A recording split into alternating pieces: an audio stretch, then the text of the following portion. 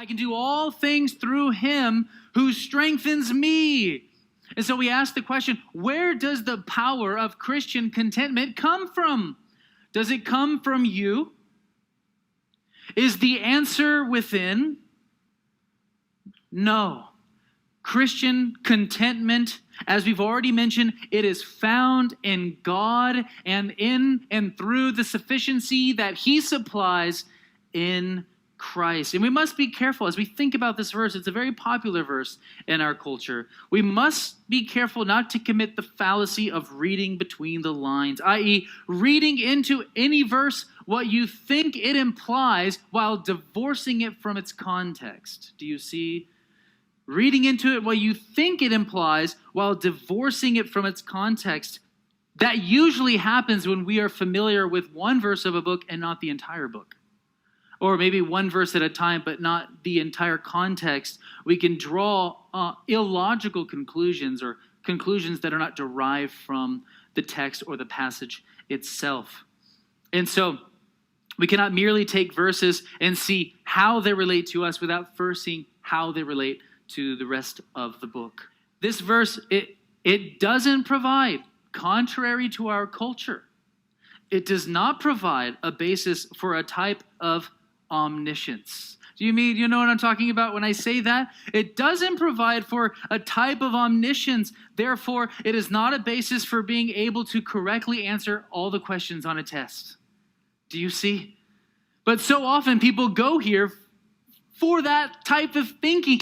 They go to this verse with the expectation that I will know everything. It does not provide a basis for a type of omniscience like our culture interacts with this text, or maybe the Bible Belt in general interacts with this text. And neither does it provide the basis for a type of omnipotence as well. Therefore, it is not the basis for a new bench press personal record. Do you understand?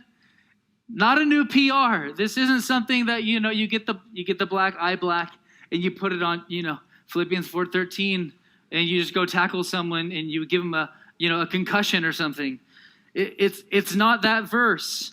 Neither is it a basis for a faster mile or hit a home run. Hashtag, I can do all things through him who strengthens me. Do you see? That is how this verse is used. It's a hashtag verse.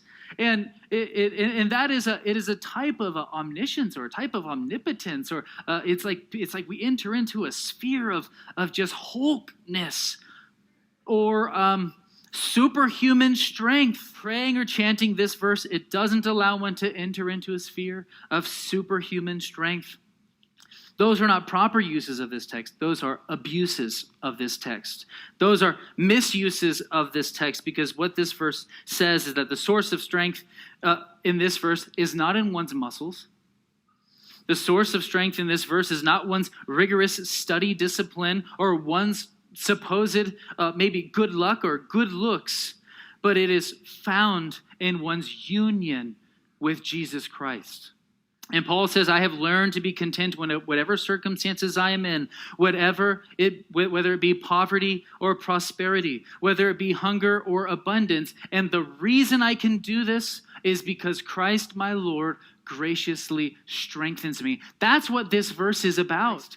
And if Christ is your highest and supreme joy, the possession of him alone should cause a restfulness of soul that conquers covetousness, that conquers anxiety, and replaces the worry of our hearts with peace and joy and contentment.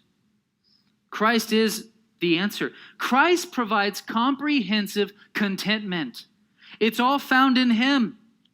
He is the coping mechanism, if I could use that word. He is the coping mechanism. If you think about all the things that we lean on today to cope with our needs in life, whether it be substances or alcohol or food, entertainment, escape, isolation, all these different things that we use, none of those things have the ability or the power to produce a heart of godly satisfaction.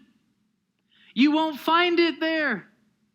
You will only find it in Christ.